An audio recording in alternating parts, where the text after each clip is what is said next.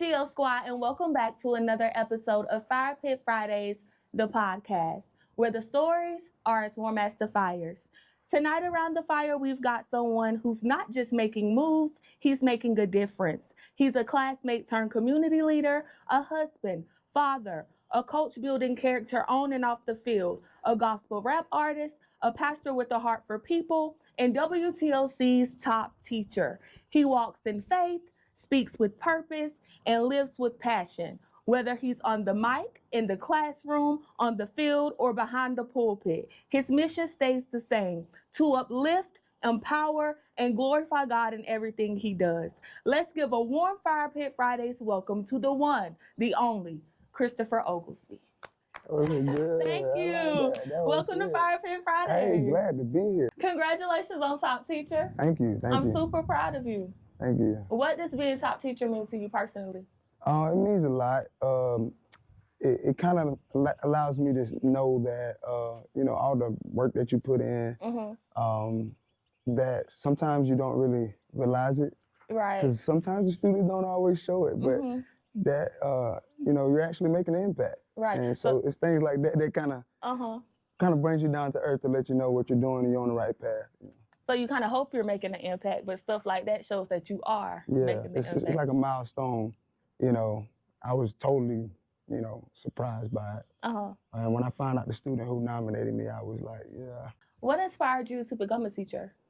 Honestly, I feel like even when we was in school, I was a teacher, but I never realized that's like what I was. Because when I played sports, I always like to show like other people how to do things this way or learn different things. I was always sharing information. Right. And professionally, I became a teacher through sports.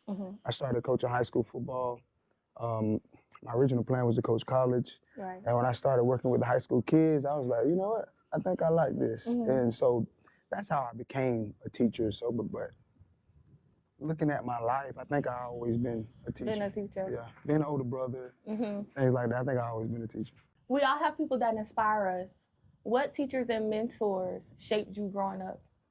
My second grade teacher, Miss Love, is probably one teacher that definitely inspired me from a very young age because she did a lot for me as a child that I still remember. I remember she bought me a Nintendo 64 when I was younger. And why? She,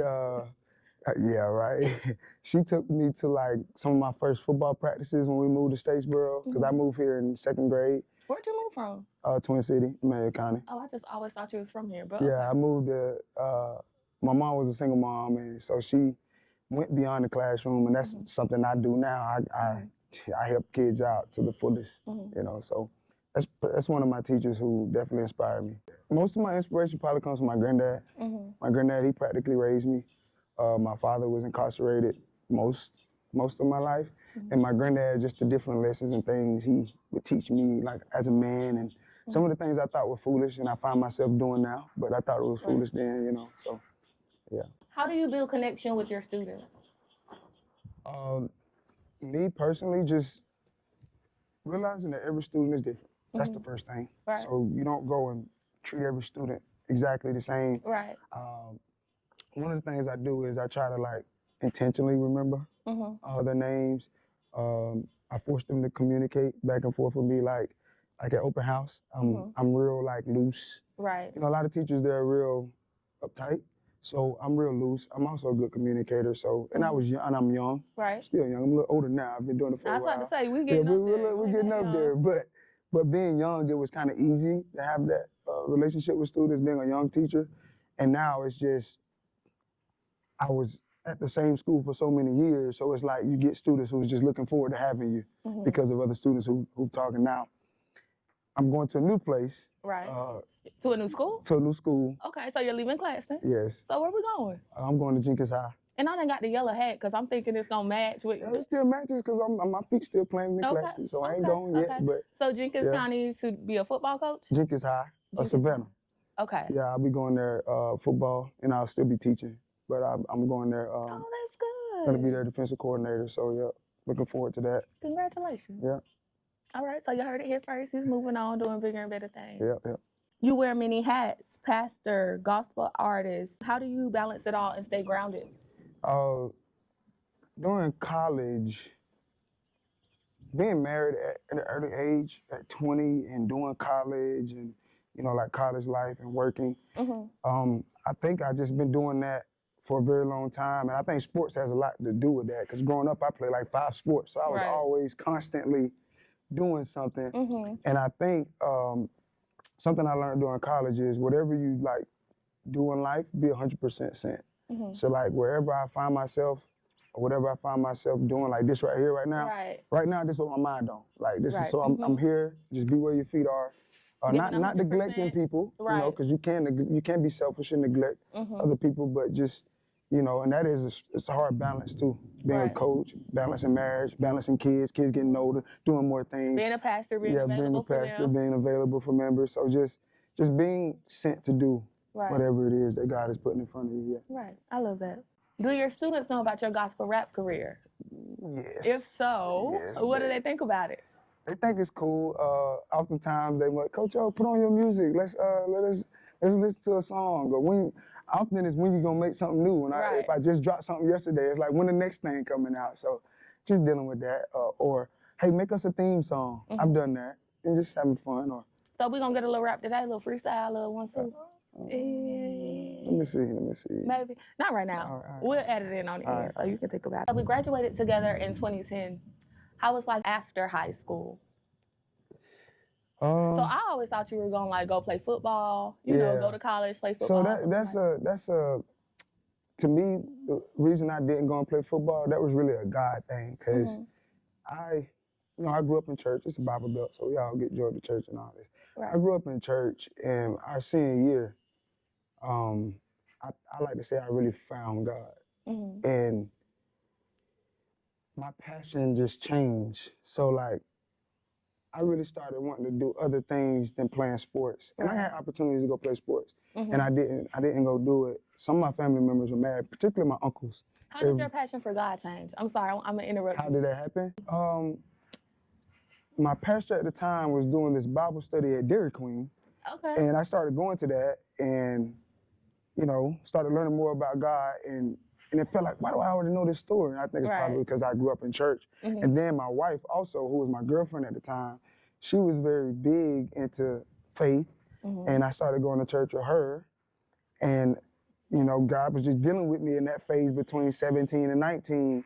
And me and my wife, we went on I like to call it a crusade or a Christian trip.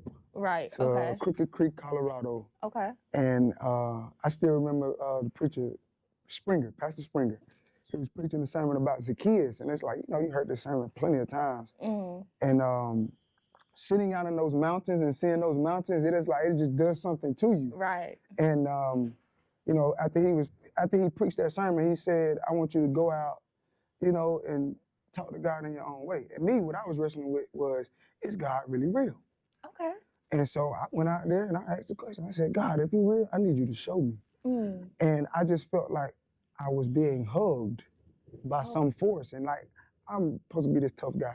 I'm out here in these mountains. It's just me and trees and other people that's all over the place doing the same thing I'm doing. And I just started sobbing. And ever since that moment, I really ain't looked back, because I asked God to show me if he's real. And I felt like the embrace of a father, like in that moment in the mountains. I know that sounds like I'm really trying to pump something up, but that was like, it was that real. Trust me, I know. I grew up in church too. Yeah, so it was that real, and I just never looked back from there. So you had an amazing football career. What was your best game and who was it against? That's a hard one. Probably, I would say this one because I would say all of us had good games. And it's most memorable, like me, Anthony, Khalid, Lamar, Abuda. They all were good. Yeah, we played Ware County. It was a Friday night home game. I don't remember what part of the season it was, but I think I had like 2 interceptions, like 7 tackles. We ended up beating them. They were like the 1 seed. And I remember the headline was wrote in the paper, Juniors Night Out, because we was all seniors. And it's like, that's when we all kind of had our coming out party. Like we just all popped out. I think Buddha scored 2 touchdowns. Khalid had 1. So we were just all over the place. Like just took over the game. So that's probably my most memorable game. And I also got the Player of the Game award for that game as well. So yeah. You're a gospel rap artist. What's your gospel rap name? Krizzy. That is Krize. I know some people like to say Cries, but it's That's Krizzy. what I was saying. Yeah, I was like, yeah. Cries, but okay. Yeah, it's Krizzy. Yeah. How'd you come up with that? Just like rap culture, Izzy, like Izzy, ooh, Izzy, like, so my name's Chris, so I just said Krizzy, and the way you would spell it would be Krizzy, but I just put Kriz, capital E, just Krizzy. So how'd you get into rap though? That's a God thing too, so I always like rap music, I just never planned to be a rapper, but like in college when God was like dealing with me, I really started rapping for just, like some people like write journal, so rapping for me was like journaling. So I was just rapping to get things out my mind and trying to surround my my spirit and mindset around more positive music because I like rapping. I didn't want to. I like Kurt Franklin, but I really wasn't trying to. You know, I wasn't really trying to ride around. I wanted to put some bass in the trunk. You know, I wanted to bump a little bit. So that's you know when I did that, I thought I was doing something original. Like it was original, but I thought I was doing a trend.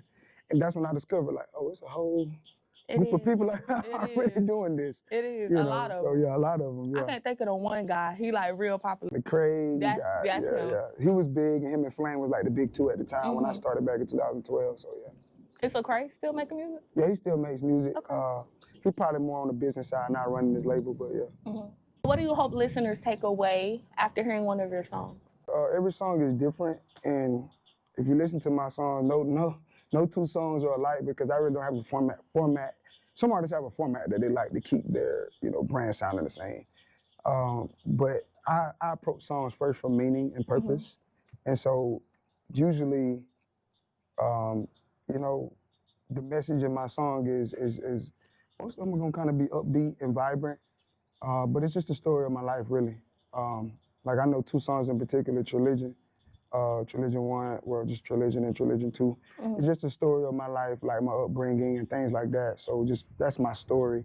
Other songs are just deeper messages, like about unity, about love, about pursuing, like one of my latest songs, Go Time, is just about, not procrastinating. I feel like I'm a procrastinator.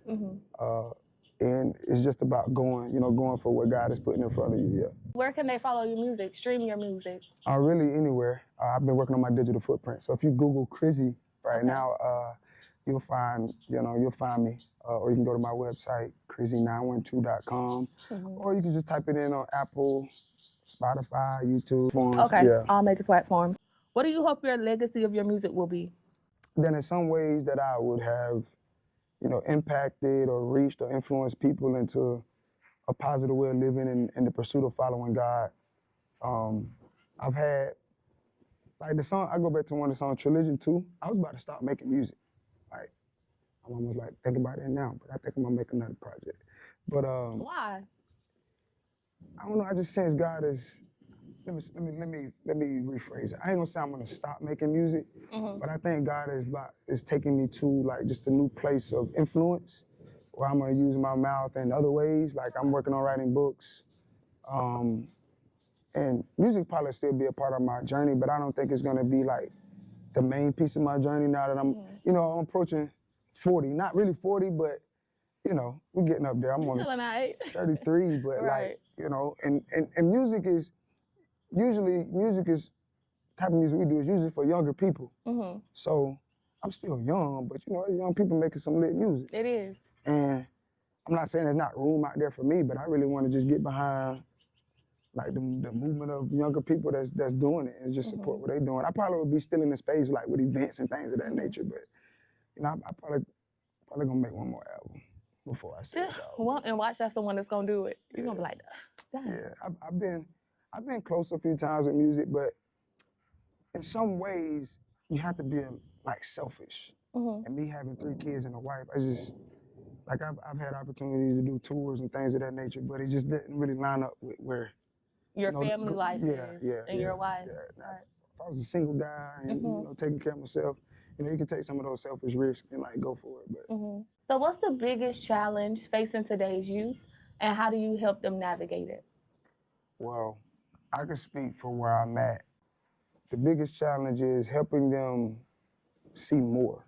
Okay. Because being where I'm at, like, I feel like a lot of youth have this poverty mindset that they hear you saying it to them, but they don't believe it. They can't see There's beyond a few where that they are. they can't see beyond where they are, right?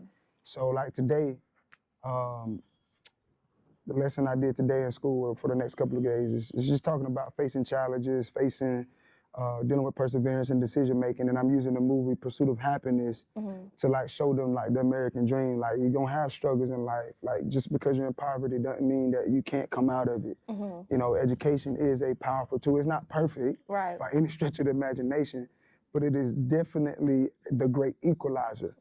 Because if we're not educated, we're gonna stay behind. Right. But just getting them to see more, you know, like. Education brings opportunity. Education definitely brings opportunity. That's one of the things I say. So like. Oh, really? I say that. I use that a lot, and I like to do this. Like, if the more you like not see education as important, and what I mean, they may believe it's important, but they don't see it. Because if you see something as important, you start to do things different, right? You're shrinking your opportunity. And every year, like your GPA, you talk about GPA, like if you're wasting it now and you want to get right later, you're shrinking your opportunity of the colleges you can go to. That's right. So I know you may not see that it's important right now because you're showing me that you don't see it. Right. We're telling you it is. And like when you become a senior, you're going to say, I want to go to Georgia Southern, but you may have to go to Oglesby Tech. And that's not something that's negative. You know, I graduated high school well, like with a good GPA. But I went to college and played around. The first semester and I had a 1.45. And wow. Got kicked out of the academic probation and dealing with all that. Had to pay. The moment I had to pay for school out of my pocket is really when I saw education different. Because now I was spending my money. Financial aid. I had to get back in the good standing to get that assistance. And there's no way I would have made it through college without that assistance. So I share that story. And that's what I mean by helping them see more. What advice would you give to your younger self? Not to be...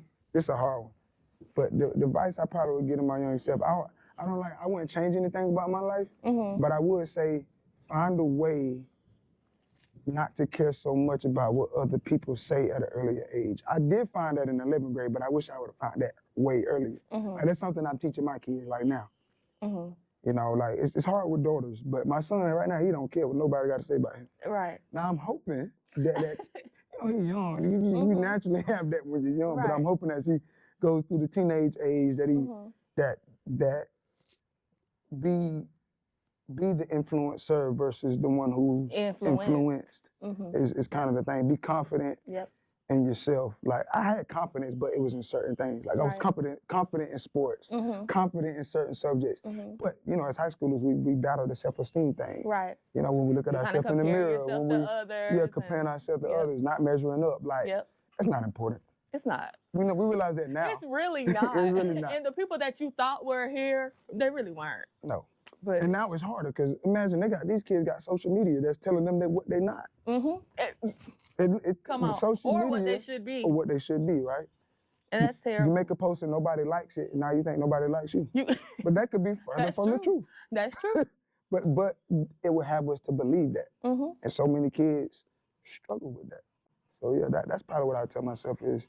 And then they're exposed to so much stuff. They can see so much just on their phone. We didn't have all that. Like, we had social media. And Bebo and MySpace. Yeah, but not like that. Had to get at a computer. Right. The speed of information is just different nowadays. And just, I never liked bullying. I never did that. We clowned around, but I never did no bullying or nothing like that. Right. But, you know, this generation really got to deal with that, like verbally in the face of people, and then dealing with it online. So just being attacked.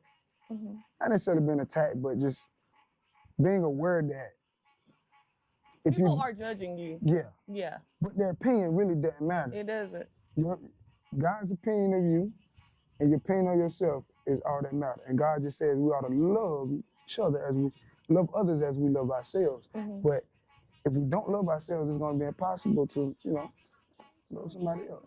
They'll get on board eventually. They'll get on board. And the thing is, you keep pushing, they'll catch on. The more you do, the more they can't say they not now. Whether you don't have to like it, but they gonna see it. So the more you do it, the more you push it out. My wife has a YouTube channel she's working on. And that was the thing I was sharing with her. What is it about? It's called Mrs. E's Carpet, which is basically like we do daycares. So it's like circle time in the daycare, but she's doing it like from a video, and she's I got Gracie's Corner, but it's this thing like with a teacher, and she's like doing circle time, talking about shapes, talking about letters and different things to gear towards kids, and also geared towards like teaching young educators in childcare how to like model in circle time and how to get the kids engaged with that. Yeah. And a lot of people are doing children's books.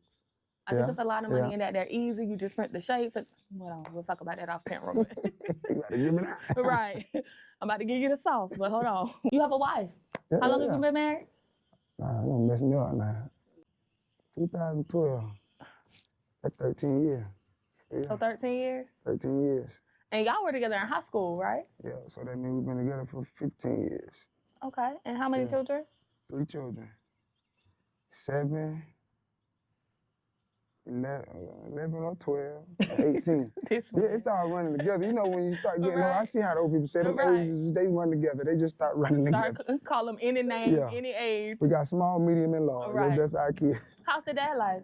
Great. I love that. I'm big on that because that was one of my things. It's funny how God worked though, because I used to always say this in high school.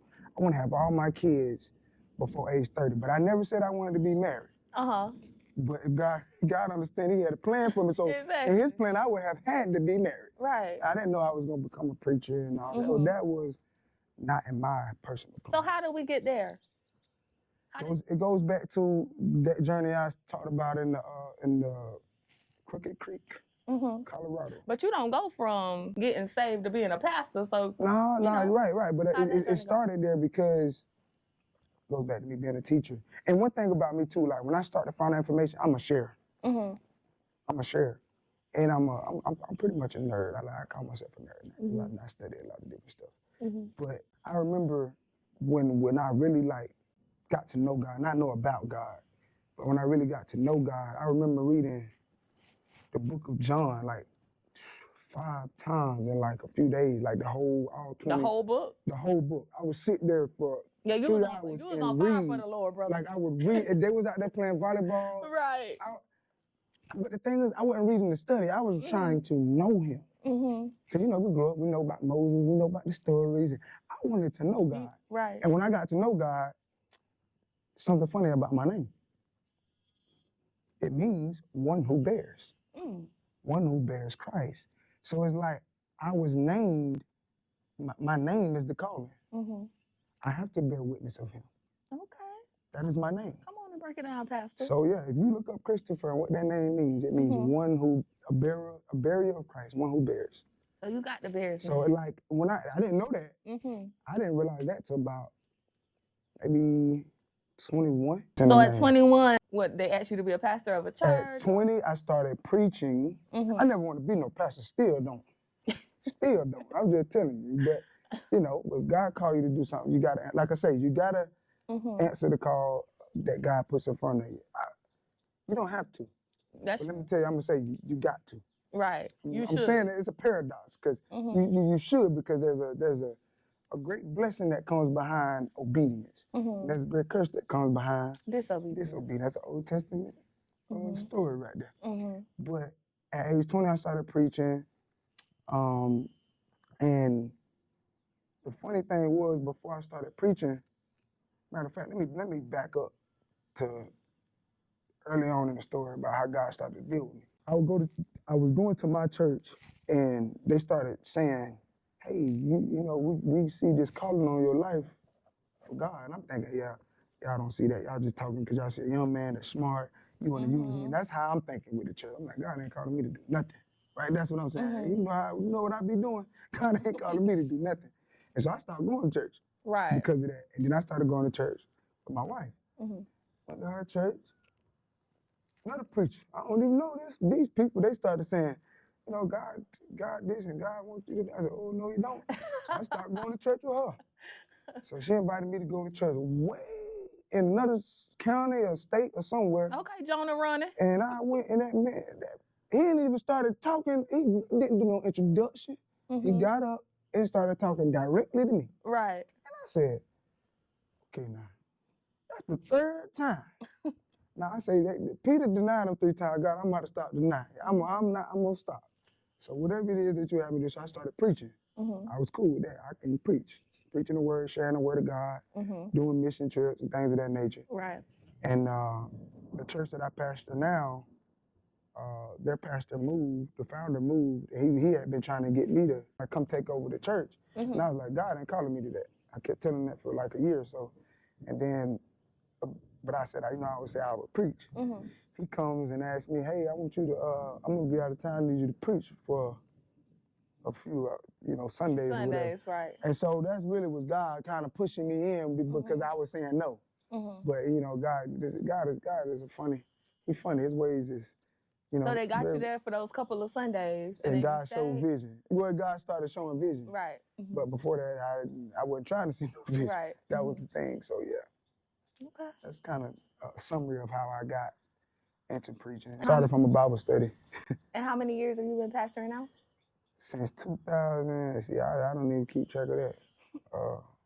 9 years. Okay. Probably 9 years. Okay. Yeah, pastoring 9 years. Yeah. 2 years of COVID. They got to subtract too.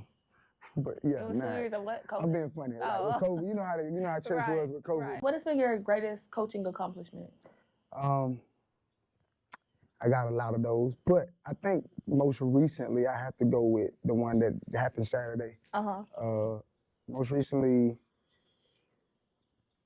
my girls' team, we went to Albany, Georgia, and we won a state championship. So I can say that I'm a GHSA. I'm sorry. Track. Okay. So this is in track.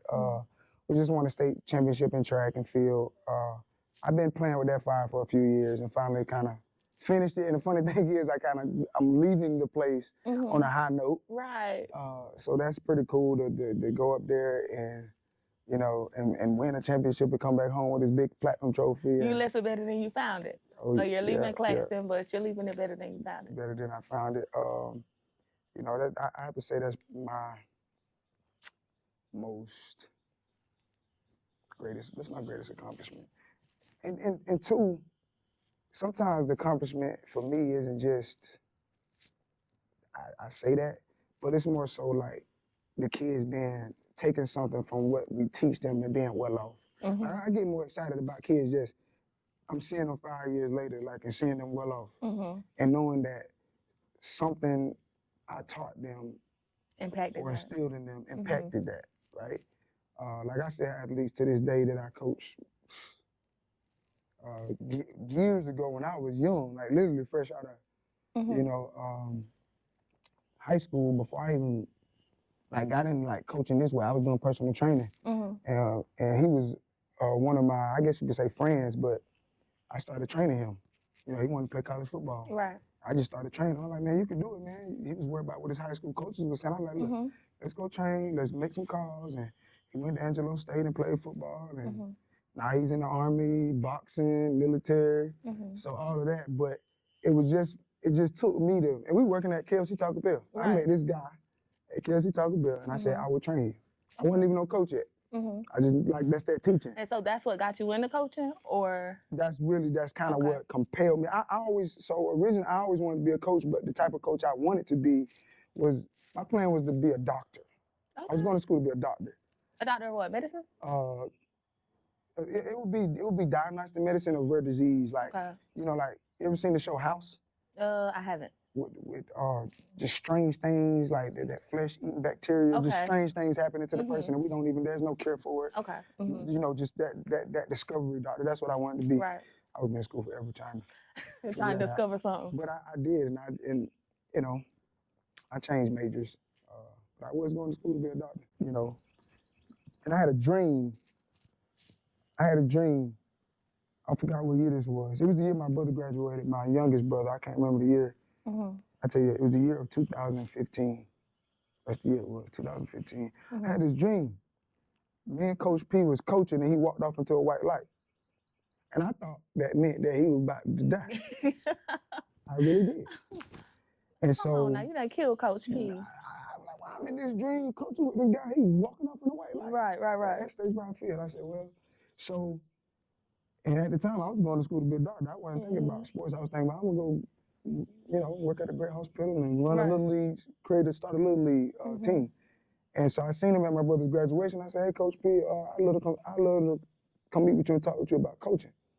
And so he said, "Well, come on by my office." And I went into his office and he just started talking about me, giving me a hat. He already just hired me, basically. At Statesboro High?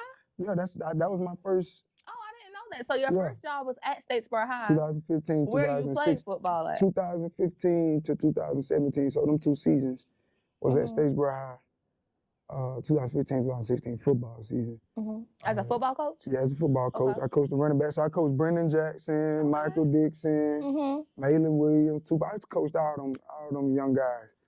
And I think Brendan Jackson he's playing for the Canadian League. And I want to say Michael got picked up on the NFL team as an unrestricted free agent, if I'm not mistaken. Oh, that's cool. So yeah, I coached some guys that went on and did some great things. And you were at Statesboro High for 2 years? 2 years. Okay. Yep. And the funny thing was, 2 years later, Coach P resigned, and he recommended me to go work at Claxton. So that was the white light moment.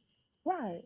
So that was not a dream. It actually was a vision of something that was going to happen. God showed you that. Yeah, he showed me. Oh, that was I just didn't understand it. Right. But one thing about me is if I see something like a vision, I have to act on it. Like, because that's the only thing that's going to confirm it. Because if you go act on it and nothing happens, then you know it was a dream.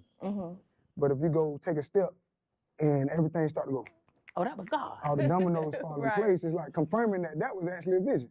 But if you don't walk in the vision, you're not going to know whether that was a dream or a vision, or the things you saw may not manifest, because it's just a revelation until you begin to walk in it. And then sometimes it's not about you. It's about somebody else close to you. Correct. Siblings. How many do you have? I have 4 siblings. I have 2 immediate siblings, meaning siblings I was raised with, Darian Hill and Dion Hill. Okay. We're about 3 and 4 years apart. But yeah, one's in Atlanta and one's here in Statesboro. How was life growing up with them? Good. It's just like anything. Sometimes they can be aggravating, but I had to be the bigger brother. Right. So you're the oldest, right? Yeah, I'm the oldest. I was a good brother, I believe. If you can leave me or the PGO squad with any last words, what would they be? PGO squad, please don't wait. Time is precious. Yes, it is. And it's too precious to waste. Like, believe in yourself.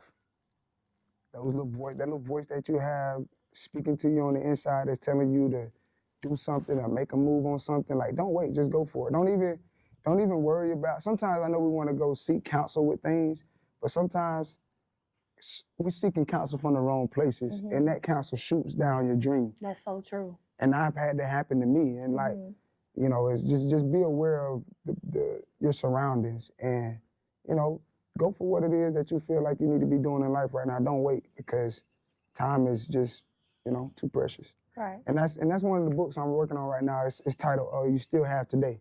It's about procrastination. So my first book is going to be about something that I struggle with. So Chris, I thank you for being here. Thank you for having me. It's been amazing. It's been a while. How long? 15 years? Yes. Probably about 15 years. Yeah. But it was good having you here. Congratulations on Top Teacher. Thank you. Squad, that is going to conclude this episode of Fire Pit Fridays with Christopher Oglesby. PGO Squad, that's going to conclude this episode of Fire Pit Fridays, the podcast with Christopher Oglesby. Tune in next week. Hey squad, thanks for tuning in. Be sure to join us next week, May 23rd at 7 p.m. Eastern Time for a very special Season 1 finale. Get ready for a night of laughs, real talk, and behind the music moments with the multi-talented Gazzy White. I'll see you by the fire.